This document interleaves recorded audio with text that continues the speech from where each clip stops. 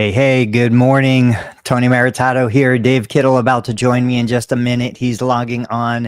It is January 16th. Welcome back to the PT Breakfast Club.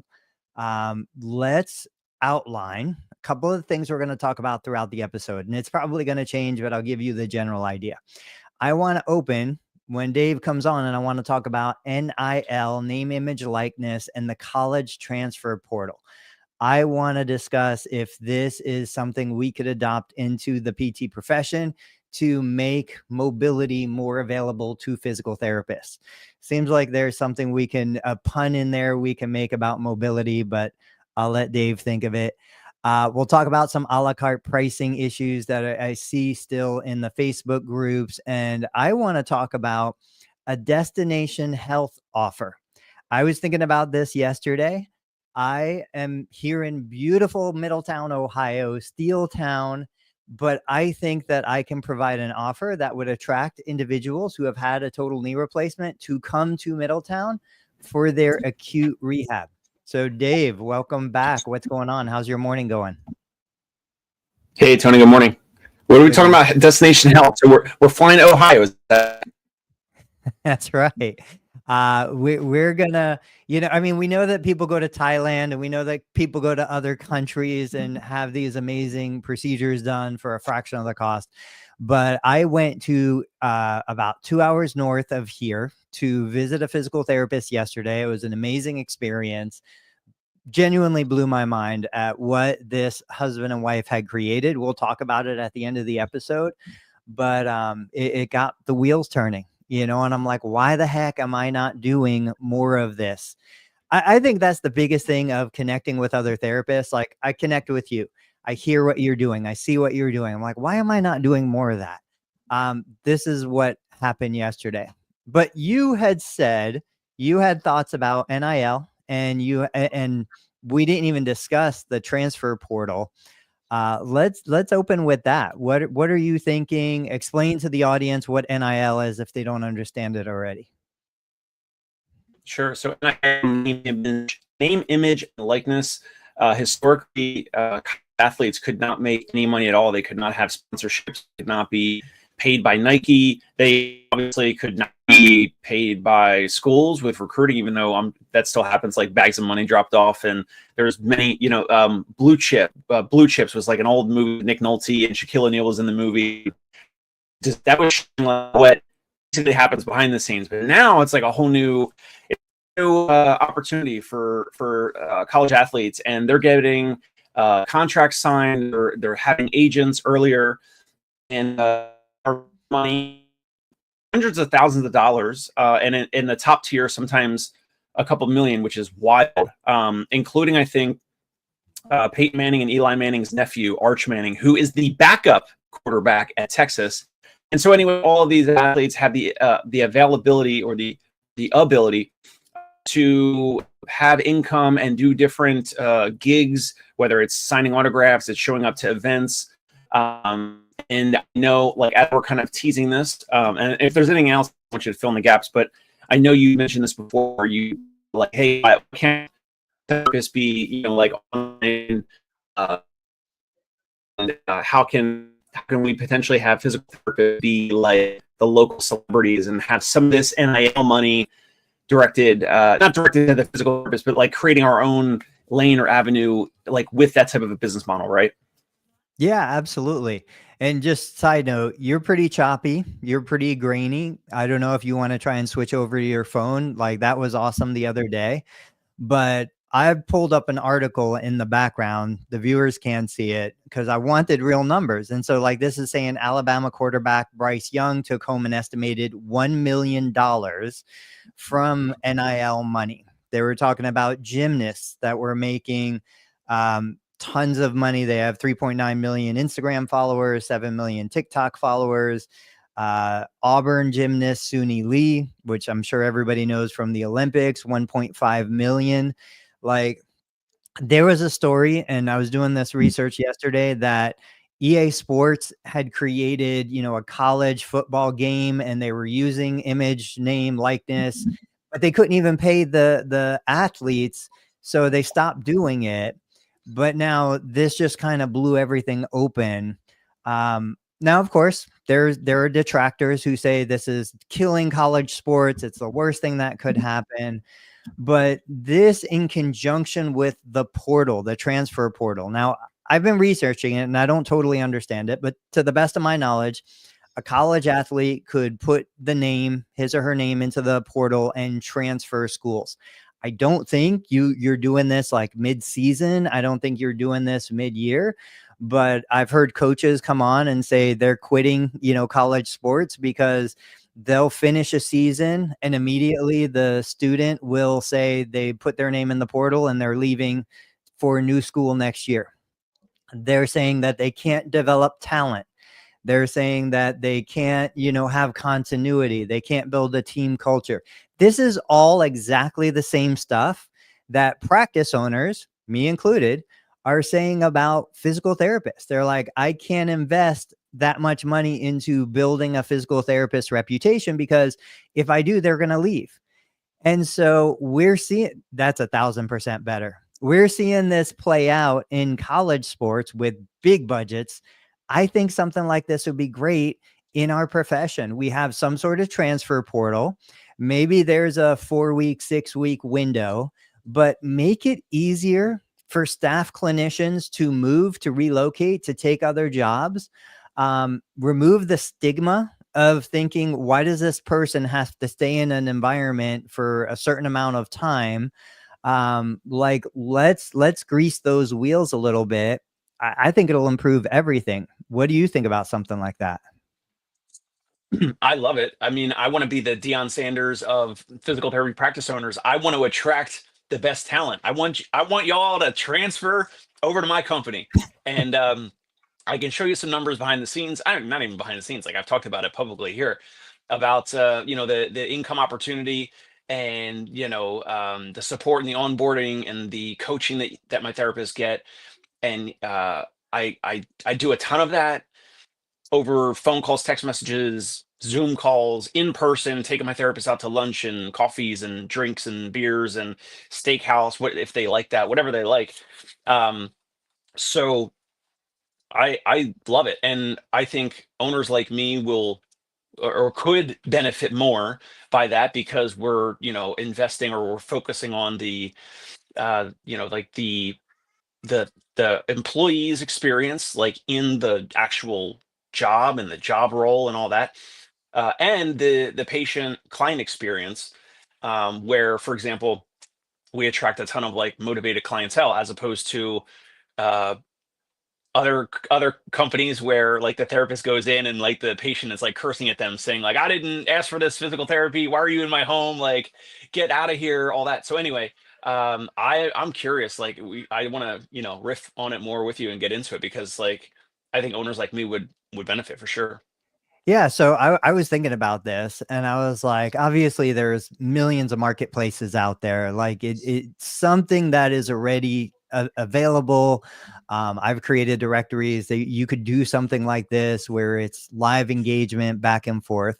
Um, I think that the the smaller providers are gonna say, how do we compete, right? So Notre Dame has a huge budget. I was just watching this. So they're not part of a conference. When they get into these championship games, they get all of the money for them. Other teams that are in conferences have to divide the money. That's air quotes unfair, but it's like everything in life is unfair. I teach my kids every single day. If you say the words unfair to me, go to your room. No, I don't say that. But point being, small providers are going to be like, well, how can I afford to attract great talent when I don't have big budgets and I don't have, hospital based packages with $15,000 sign on bonuses? What do you say? How do they do it? How does a small provider like me attract great talent when I don't have that kind of budget? I think you're a couple steps already into it. How you have an owner like you, Tony, who now is adding more technology. You've added SoftWave. You've added the Biodex reactive step trainer. Apparently now, yesterday you might be adding, or you're shadowing and you're looking at the newbie. So it seems like there might be some collaboration or some onboarding of new technology there.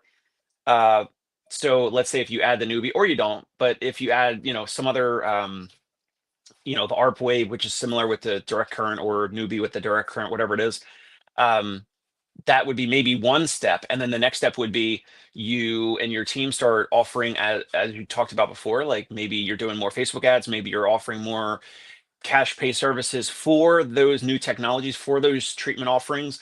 Now you're going to be potentially, hopefully, attracting and reaching new consumers, new residents in the Ohio area that never came to your practice before. You know that they're out there. You said it on a previous show that they're there, they're nearby, they're spending their money elsewhere, maybe, or they have the discretionary income, they want to invest in their health and wellness, and your practice, Total Therapy Solutions, might be the conduit for that.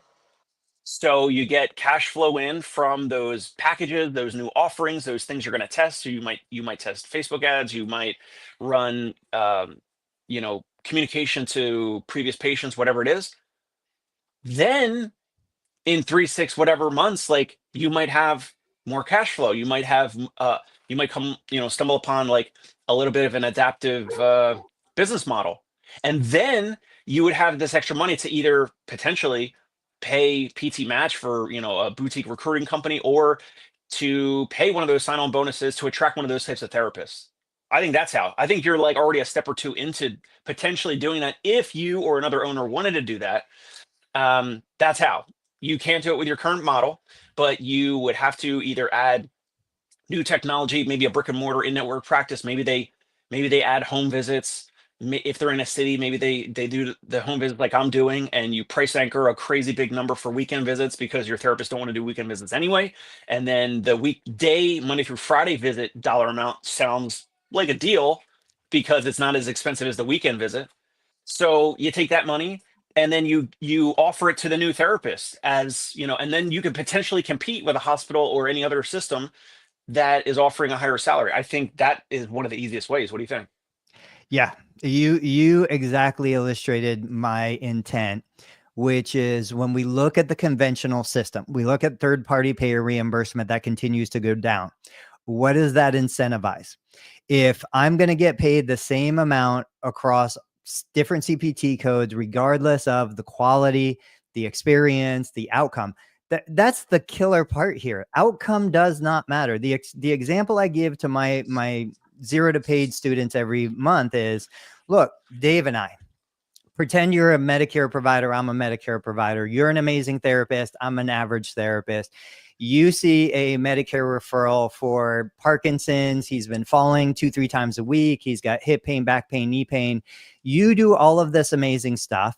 You've taken all of these continuing educations. You have a depth of knowledge that I can't even fathom. You see your Medicare beneficiary for 30, 40, 50 visits because you know that's what this person needs. I get the same person in a alternate universe. I see him for 4 visits. I'm like, okay, patient, this is a chair. This is how you get up. This is how you get down. You're discharged. I showed you what you need to do. Your patient has an amazing experience, does things that they never thought they would be possible. They return to driving. They return to community activities. My guy is no worse off, but you know what? The way the system is set up, I get a pat on the back. I don't get audited. I don't get extra scrutiny. You delivered more visits, even if you did everything right. And even if you get paid appropriately and document appropriately, you still get audited because you utilize more services than I did. You still get scrutinized. Who knows what the reviewer is going to be like? What if you forgot to get a date, a signature, something there within the 40, 50 visits? It doesn't matter. You lose everything. That's when they come back. And even though you didn't technically do anything wrong, illegal, whatever, you exceeded the standard of care to the point where they said, we're not paying for that. And so you lose all that time and money, right? The system as it is right now is not designed to incentivize improvement, innovation. They don't encourage us to buy better equipment, to go out and take better continuing eds. It is a race to the bottom, both financially, but then also professionally. Like, I am incentivized to get the cheapest equipment, to hire the cheapest staff, to barely provide an acceptable experience. The other model, the one you just described, it forces me to create a better business. It forces me to create a better patient care experience so that I can generate more money, so that I can pay more for the best clinicians. And I think we have to look at where the incentives are. Scott said it best. I think it was last week. You look at the incentive, you look at the outcome, like all of this stuff makes sense. By the way, Scott said, Dave, how much money would it take for me to use your name, image, and likeness? He also said, I don't know how that would work. Meaning, like Scott would be down in Florida and saying he's I don't know, affiliated with my practice, or that he is Dave Kittle. Like I don't know how he would how could we just share your how would we social leverage security it? number and he'll figure it out. Show me the incentive and I'll show you the outcome. That was the quote. Thanks, Scott. Yeah, like absolutely. I mean, I really, again, going to this other practice yesterday, like seeing how beautiful. I set this up. Let me see if I can. Oh, you recorded some video there? No, when I should have. Isn't this ridiculous? Like me, I did not. I did take some still pictures, but I actually did not record video. It blows my mind that I didn't. I was too involved in like hearing about all the stuff that they're doing. But what I've got. And I saw you in the car, and I was going to ask you, "Hey, are we still live? Are we still on for Thursday morning?" Because you said a mini vacation. I wasn't sure how long you're Yeah. going to this clinic. Are you going for a day or two? Like how long are you going for? But you're back. Yeah, I'm back. It was a 2-hour drive. It wasn't bad at all. Beautiful countryside. And so like, this is a perfect example. Now, I don't want to take anything away from the city, the town, Coldwater, but it is out there kind of in the boonies. It's a big farming community all around. It's just, huge 40, 50, 60 acre farms. So it's not like downtown Manhattan yet. When you look at what they've created, I'll grab a couple of these videos here real quick. And I can hear it. Yeah. The production value. Okay, so they do like group fitness. They classes. built a separate area where they are doing performance. It's a big football town. These guys win the high school championship every year. They won this year. My name is Shelby. I'm from the Maria Stein, Ohio area. I came to Performance PT to get some answers and hopefully help for some pelvic pain. What brought me here was one of the big conversations we had, and you can kind of get a sense for what this looks like. This is the Hi, owner. I'm Jackie Byrne, co-owner of Performance Physical Therapy and Wellness in Coldwater and Fort Recovery, Ohio. A school athlete, or any athlete for that matter. Okay, let me kill that. She has people coming from all over the country, some out of the country, because she joined a Facebook group. It was for a very specific pediatric condition. She had a referral for this condition. I don't even know. Like, her depth of knowledge is way deeper than mine. It's a myelitis, something of whatever. And she had success treating this individual, this young kid. So then she joins this group. She starts answering questions. It was exactly the same path that I took. But the difference is she went and she just blew this up. She investigated more research and found more stuff and is using equipment. When I walked in, so yeah, I've got the newbie. It's a significant investment. She's got like 7 of them. They're all around the clinic. And she's got these other devices that I don't even know what they are. But the point being, she's got people traveling to this little town in the middle of farms everywhere because she has something that is so unique and so special that she created. She didn't this wasn't given to her. She worked for it. She built it. She got the word out. She engaged. And I look at that and I look at how beautiful everything is, the color scheme, the design. They built everything in-house. I'm like, I'm still buying broken down eBay recumbent bikes because I don't want to spend an extra $200 on a nice recumbent bike. And they have like a $5,000 UBE sitting there, but again, back to the system, Medicare doesn't pay me more if I use a $3,000 SciFit UBE versus a $30 countertop little pedal bike. So we have to understand the motivations and the incentives to see why things suck so bad right now. Another thing, I think I mentioned it before, but you were describing like that Medicare situation. And like, if I tell that hypothetical Parkinson's patient for 30, 40, 50 visits a calendar year, I'm more likely to get audited. And I was just thinking that in my credit card processor for the past several years, like we've had zero chargebacks. Zero. Yeah. Now, of course, eventually we're going to have one. It's like, numbers, and volume based, like eventually, it's going to happen or whatever. But um, we've never had a chargeback because once the person, I don't know, in my opinion, you could break it down how you want, but like once the patient or client, the family, whoever, like we communicate the dollar amount up front, we say there's no surprise medical bills coming later. There's no other. Sometimes people ask, like, is there like any other hidden fees, like a travel fee, a concierge fee? Is there any other tax penalty, whatever, like this or that?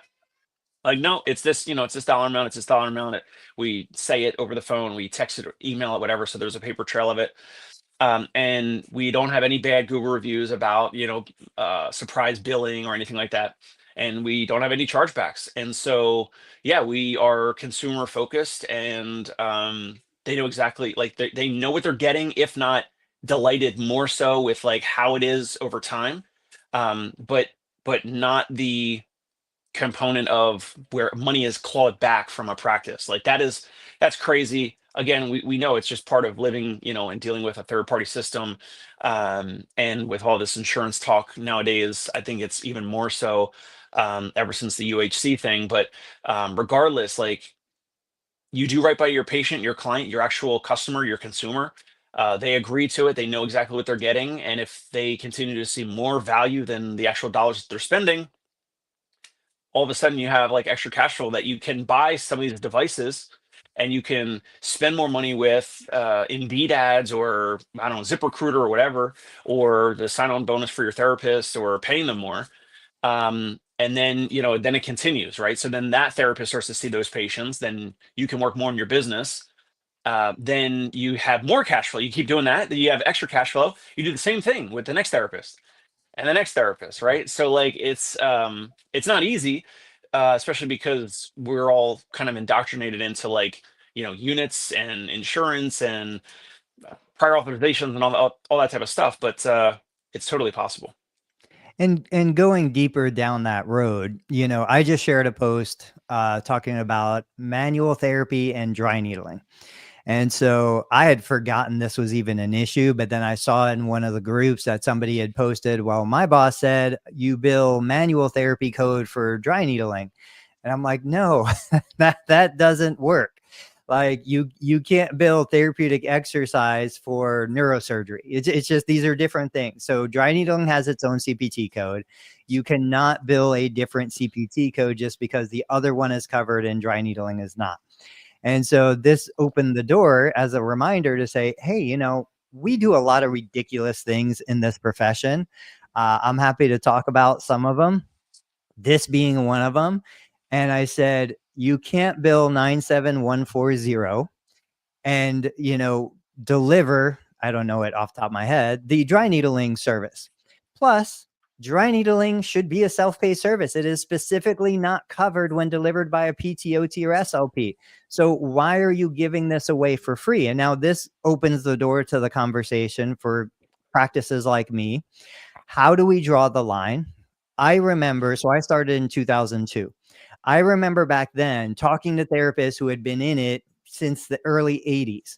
And they're like, oh yeah, we would schedule 80 patients a day per therapist. You would just go around, hot pack, cold pack, e-stim, and then you do a little bit of exercise.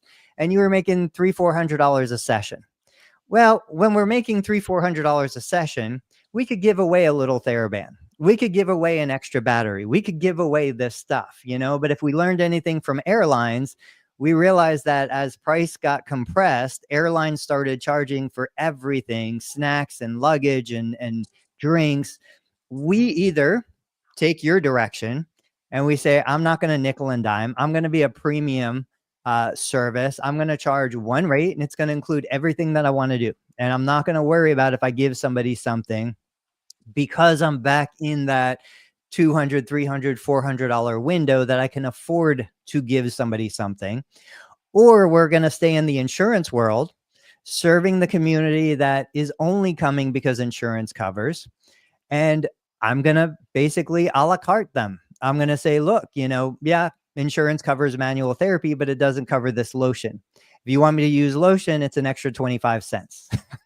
If you want to take this TheraBand home with you today, it's an extra $1. If you want, every single little thing. Now, I'm exaggerating to show the point, but I still see a lot of therapists who are like paying the money. And we had this conversation yesterday. You bought a $3,000 UBE because it's that important to you. You want your patient to have such an amazing experience in your insurance-based practice that you're willing to take money out of your own bank account to fund the bill. And I've said this 100 times. If therapists really treated their business like a business, there is no way we would be delivering services for the amount of revenue we deliver service for. We would realize how much of our own money we're putting out there for patients to receive the service that we want them to receive. It's real quick. It's the equivalent to me telling a builder, hey, I just want you to build a shed in the backyard. And they build me a second house, but they do it out of their own pocket. And I only pay them $700 for a shed. It's never going to happen anywhere else. What do you think? Yeah. I mean, I don't know, like owners, I mean, I get it, but owners that are watching or listening, if they're in network, right? Like, I don't know, some of them might be able to change direction. And what do you think? Like, some can't be saved. Some like just truly will say people are not going to pay out of pocket for physical therapy, or they don't really say it, but online, they'll say it that they won't pay for physical therapy. But the fact is they might have a mindset, like a belief, and you'd have to dispel that belief externally, which probably won't ever happen. But we see, I mean, listen, you see it anywhere, even in Ohio. Like there's women, there's people that pay a lot of money for like haircuts and a blowout and a perm. We talked 2 days ago, we talked about like the dry bar, right? Didn't we talk about that? Yeah. Yeah. So there's people are spenders. I mean, look, Amazon has higher revenue every single year, and Walmart has higher revenue every single year. How is that possible? People spend money. People spend money. People complain sometimes about the cost of, gas or eggs or milk or whatever. People still spend money though. And that's in every community, even in low socioeconomic communities.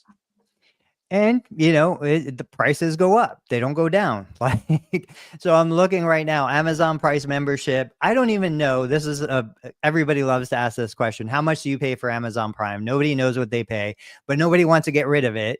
It's $14.99 a month, or if you buy annually, it's $139. I remember when it was under 100. I think it was 79 when we probably first signed up, but everything goes up. We're raising rent on the providers in our building because we're paying more in property tax and more for utilities and more for other stuff. Everything in the world gets more expensive, yet we continue to operate in an environment where we're getting paid less. So if you can't raise prices in network third-party payer reimbursement, you start to slice out shrinkflation. You start to slice out the things that you're not getting paid for.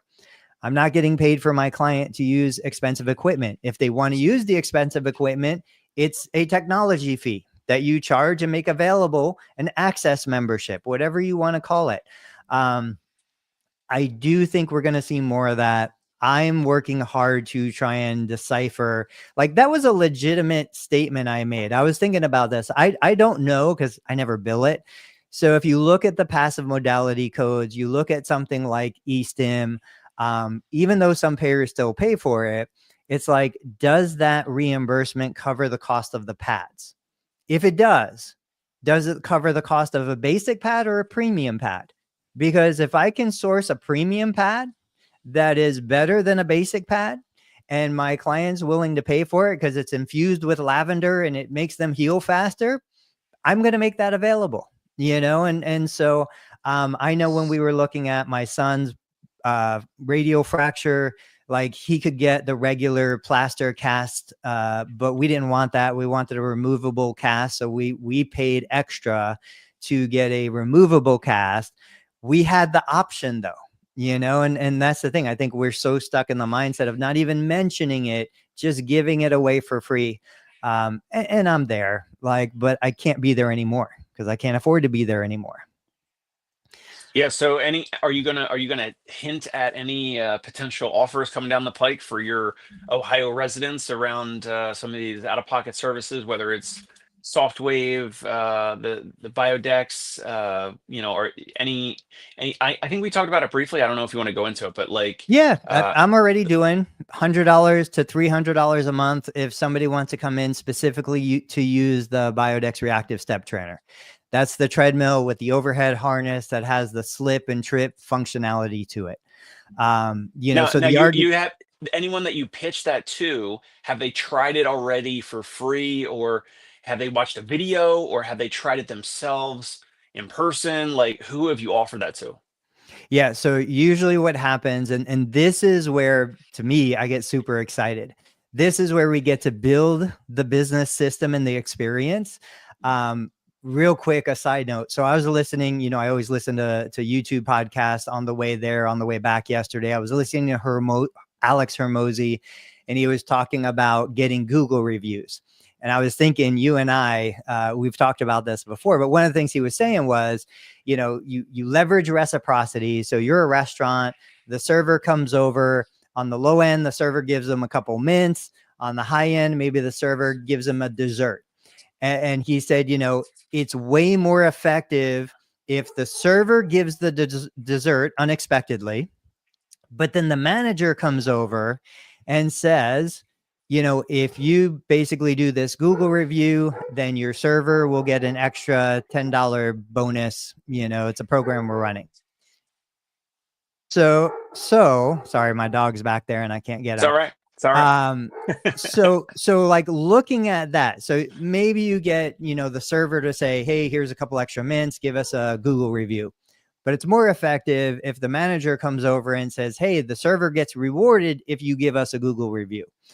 How do we bring that into the clinic? So I would curate the experience in that the new patients come in, I make sure I've got somebody on the Biodex already. I've got somebody using it. I've got somebody who loves it. I've got somebody talking about it already. And so I'm not hard selling that new patient, but when that new patient asks about it, I say, yeah, it's an amazing tool. We have a dedicated program for it. It's $100 or $300, depending on how much assistance the person using it needs. But basically it's not covered by insurance, but it has been incredible. And so I'm not hard selling. I'm not convincing. The patient sees it and gets excited and says, that's exactly what I need. They're now coming to me saying, I want that. But I've curated that whole scene in the background so that the client sees it. And that's where the social media videos come in for the patients who aren't in my clinic. But for decades, I would always have in a theater, you plant someone in the audience who's going to cheer and clap like crazy because it makes everybody else cheer and clap more. That was the original inspiration for what we used to call the wellness program. Was I would cherry pick the best, funniest, most enjoyable people, and I would keep them in my clinic because they would make everybody else do better. Everybody else would come just for them. I've got a guy right now who comes with his joke book every Tuesday and Thursday, and he tells jokes and he engages with everybody.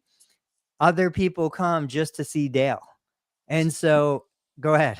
Now your practice should be going on Amazon and finding a second and third joke book and buying it for that guy, so that he has more ammunition. He'll stay in your clinic longer. He'll be bringing the second one. Once he goes through the first one, he's like, eventually I can't be reading these, 2-3 times to the same people.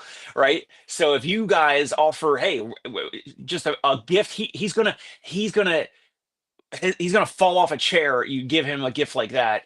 And it also incentivizes him to continue to come back and provide that good nature in your clinic. You're totally right. I should have. He actually did buy his own different joke book because he got sick of the jokes that he was telling. But you are 100% right. So yeah, we've got the soft wave, we've got the treadmill, we've got the newbie. Like we're building these experiences, we're charging self-pay services for them. But even something like that, like even you take something like the newbie, which is a direct current eSIM device. I'm still learning exactly how it works, so I can't speak intelligently about it.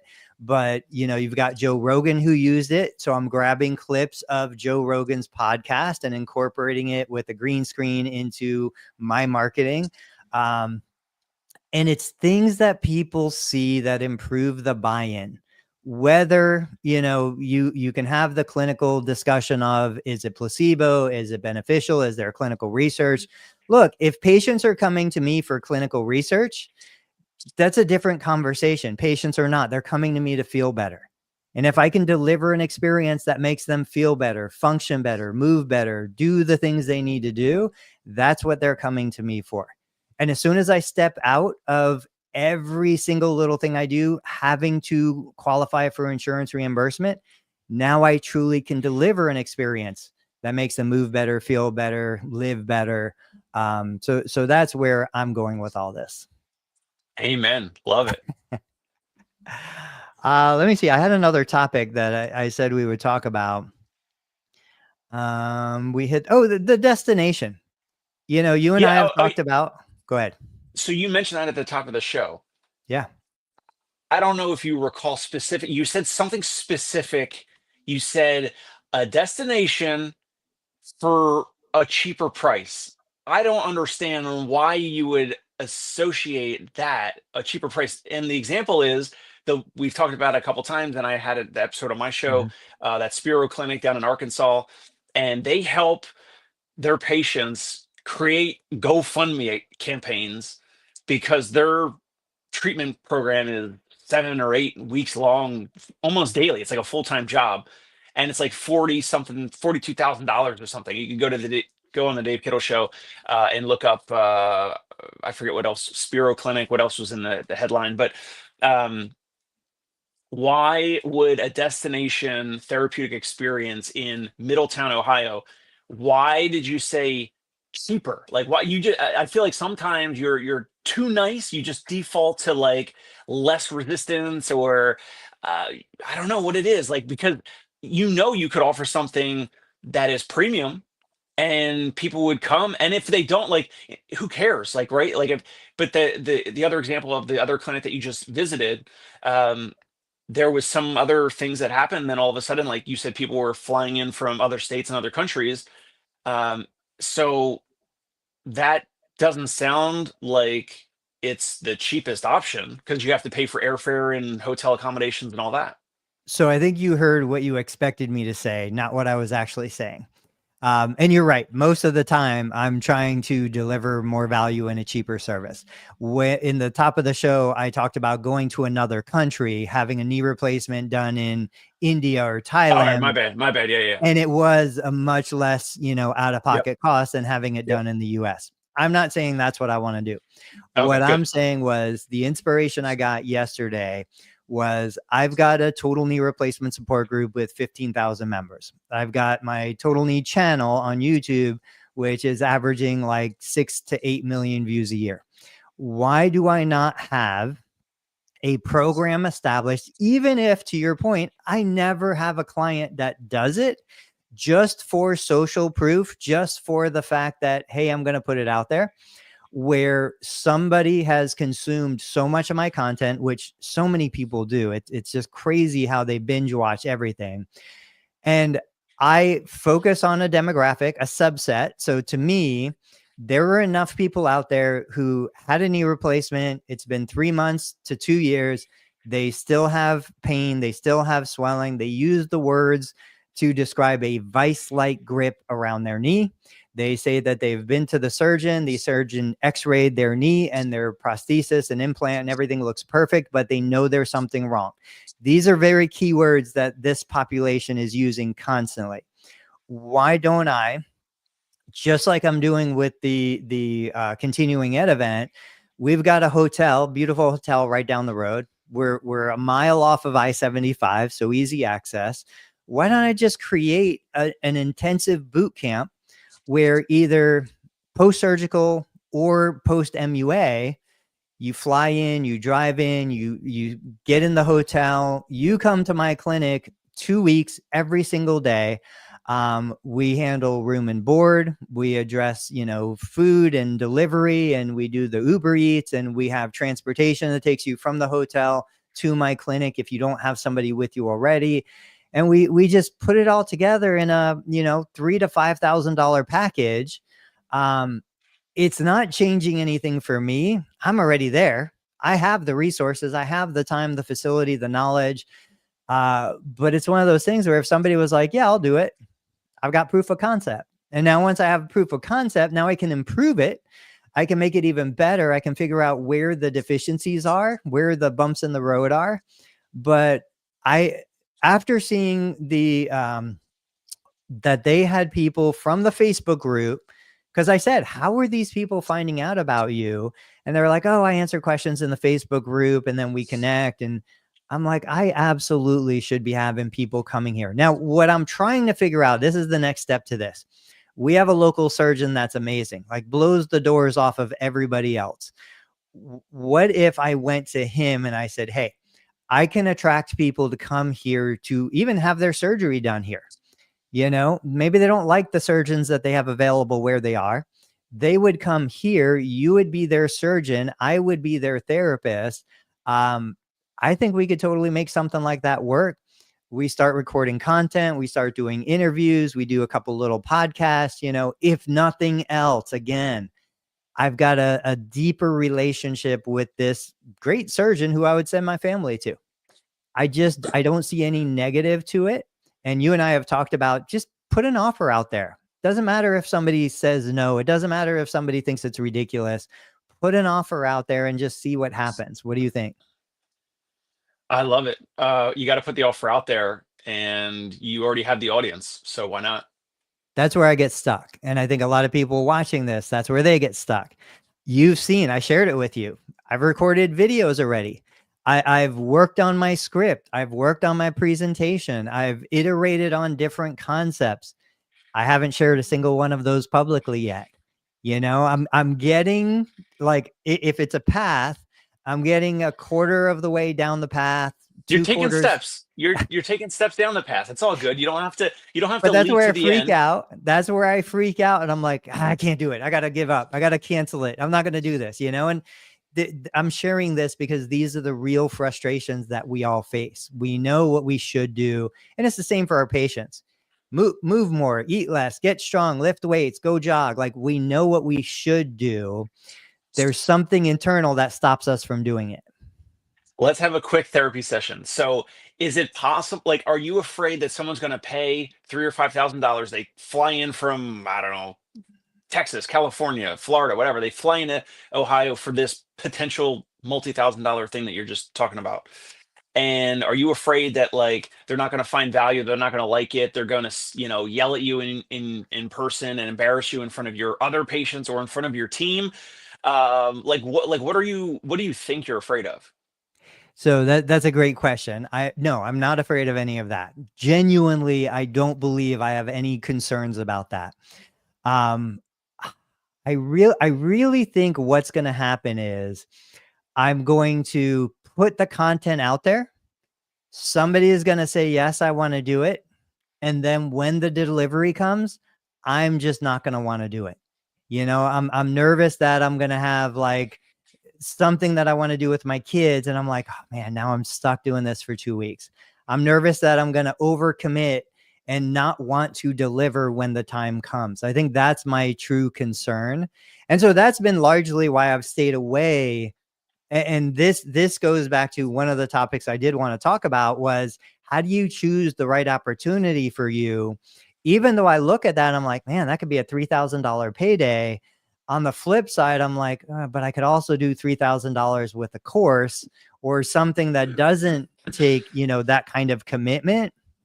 But And there's so there's not enough value in courses. That, like, people don't do a lot of, on the business side for therapy businesses. Yes, they'll do a course because Medicare billing, it'll make them an extra 50 or 100K or whatever. But consumers, they want experiences, they want in person, they want some contact. So maybe if you're making videos, like you can be the PT Barnum, like you can do the videos, but then you can say, hey, this is going to be fulfilled by Jeremy or whoever else. Like you can kind of interweave them and be like, hey, I may or may not be here. Like if I'm here, it's going to be a free bonus. Yeah. But I'm busy because I have kids and a family, and I got 4 boys, so I'm super busy. Um, but if you describe all that, like you're not the prize, like you're not, like it's your offering and the soft wave and the biodex and all the things that Jeremy can do for them. So like you're you don't have to be handcuffed or chained to the clinic if you don't have anything going on with your family and your kids. Like you can walk in and it's gonna be like when kids are at like a football camp, right? And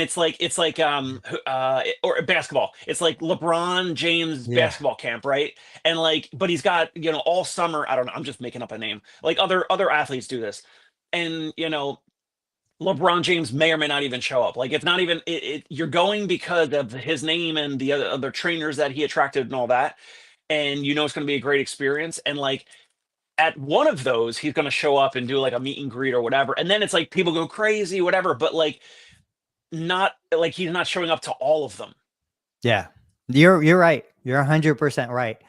And for people watching, listening, like this is the difference between somebody in your life who's like, you can't do that. That's never going to work. Don't even try. You're going to waste all your time and money, versus somebody who says, you could totally do that. This is how you can do that. This is why you should do that. Like this is what it's like having the right people in your immediate circle. So you're right. I just got to totally find agree. a way. You just got to find a way. And that way, you're not chained to your clinic. And then if you really like that person, or you're like, oh my gosh, this person flew up from Sarasota, whatever, I used to live down there or whatever, you can drop by, you can say hello, maybe you do some of the treatments, whatever, and then you can dip out, you can leave whenever you want, because you're not the one, like you're promoting it, but you're not the one fulfilling it. Yeah. And Jeremy would be amazing at something like this. And he has the time, he has the interest in doing it. Real quick, Scott said destination, great idea for acute post-op patients. I always wanted to do something like this. Put a clinic inside a fancy hotel, or how about a PT cruise? Yeah, I mean, we've not done that specifically, but we have our therapists have gone to a lot of and I've been in some of the bigger hotels in Manhattan over the years, where someone finds it on Google, or one of the big surgeons refers a patient to us. And we have patients that fly in from other states, other countries. I've had any time, it's like 2 or 3 weeks at a time, and then they fly home after like a knee procedure or something. Patients from Saudi Arabia, from one of the Caribbean countries, Oklahoma, like just random places, random states, random countries, where someone comes and they're in New York City for 2, 3, 4 weeks after like a knee surgery or some type of a procedure. And we've been in the Surrey Hotel, the Mark Hotel. One of my therapists last year went to in Midtown. There's like like Richard Branson, like Virgin Hotel. There's some Virgin Hotel, whatever. So and that family was from like Germany or something. So we haven't done what Scott said about putting a clinic in the fancy hotels, but we've delivered our service in fancy hotels. I shared this picture on LinkedIn. There's a bankrupt construction project. They were building a hotel. It was a Hyatt of some kind. That project went defunct, but now the city is refunding it. They're making a $16 million loan available to the company, and they're putting a physical therapy outpatient rehab facility in the ground floor of this Hyatt. Same thing. Like I was thinking the other day, I don't know if I shared this idea. A lot of people got into buying residential real estate, turning it into Airbnbs. Well, I don't do Airbnb, but I know the platform changed, the algorithm changed. I know regulations changed, and a lot of these people are stuck with these homes and they don't know what to do. I can totally see a situation where a personal residence kind of / Airbnb for medically involved individuals, whether it be somebody who's had surgery, even in the same town. They go to their surgery. They don't want to go back home because their husband can't take care of them, but they're not appropriate for skilled nursing or anything like that. They go to an Airbnb owned by a physical therapist who then can provide on-site services and ancillary care and everything like that. I was thinking about short-term stays in a personal residence for geriatrics who can't stay by themselves at home. They can't travel with their adult children, but they don't want their kids not to go on vacation. So if, you had your baby, your wife, and you want to go away, but you have a ailing parent, they go into this Airbnb where it's a physical therapist owned and operated, or OT or SLP. And it's a, short-term stay, 3 days, 5 days, but it's 24/7. And so these are individuals that would still be generally independent, bathroom, grooming, bathing, generally independent. They just need somebody around. They just need a little layer of protection. And if something should happen, I think those are interesting opportunities that we'll see getting more popular, because I've heard more therapists talking about doing something like that. Have you seen anything like that? Not that exactly, no. Scott also said, and funny you brought this up, Scott, a cheap $200 walking pad with a worn out belt also has a trip and slip feature built in, no harness. So I was on the phone yesterday with Biodex, and we were talking about the reactive step trainer, and they have a new vice president of marketing. So the original guy I connected with has been retired now, and the new guy coming in, this guy is interesting. He has a background in pharmaceuticals. I'm going to say sales. He was involved with hyaluronic acid and talking to orthopedic surgeons and doing the injections and all that kind of stuff. So I said, man, you and I have a big history with my knee replacement population and your history. But one of the conversations we had was exactly what Scott brings up. I'm like, look, there's a time and a place to just use a gait belt and push your patient, right? And then level 2 is you have an actual, there's a thing that looks like at Home Depot, there are these flatbeds that have wheels and a handle, and my kids get on it all the time and they pretend like they're surfing. That is a slip and trip function, absolutely.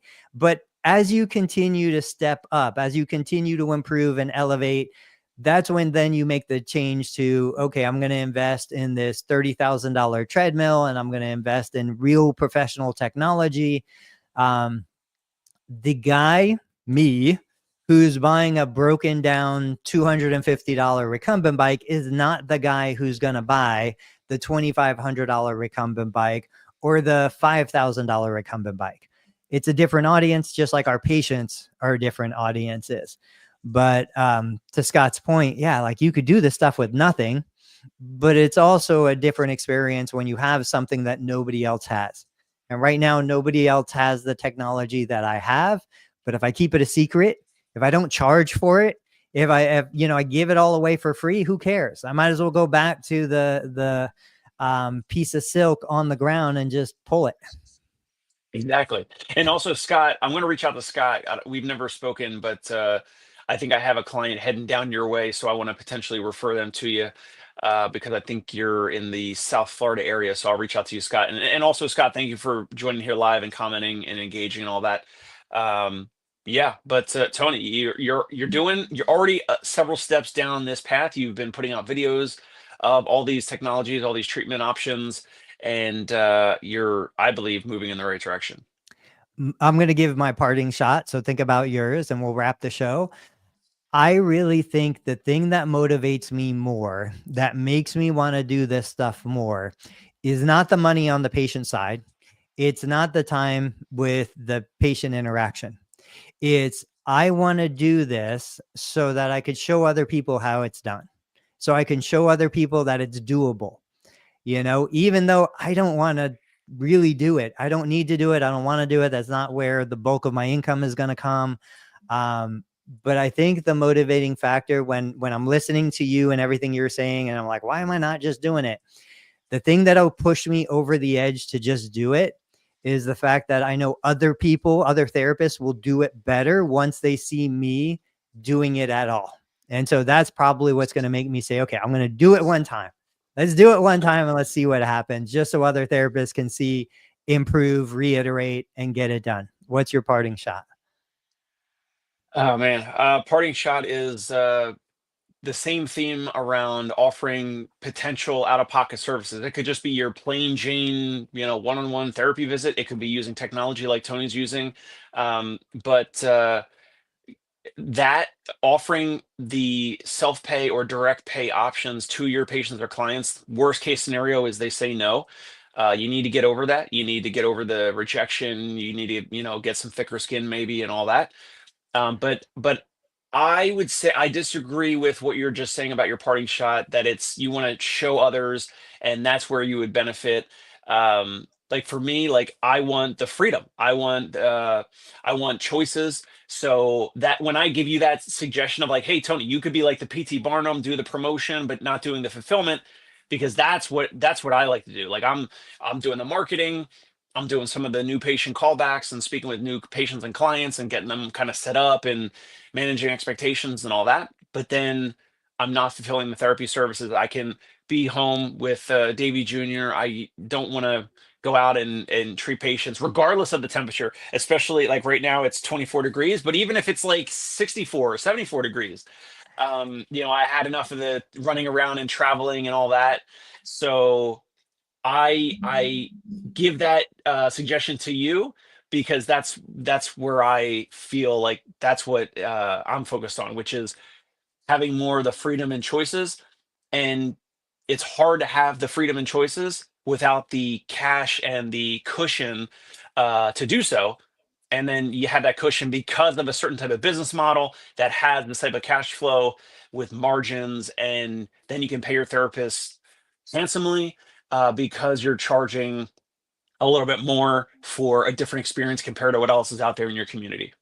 People, look at how quick I forgot what Dave just told me. Dave said, I don't have to be the person fulfilling. And within 30 seconds, I turned around and my brain went immediately back to, I'm only going to do this to show other people because I don't want to be the one doing it. Like that is the killer part. That's the patient who comes into your clinic. You give them a golden piece of advice and they forget it 30 seconds after they walk out the door. Don't forget, go to Dave Kittle Show, go to the Learn Medicare Billing, go to PT Pinecast, subscribe, follow, do all the things that help us get this information out to more people. And also go Birds. Eagles play on Sunday against the Rams. Go Birds. I'll see you in the Super Bowl. All right.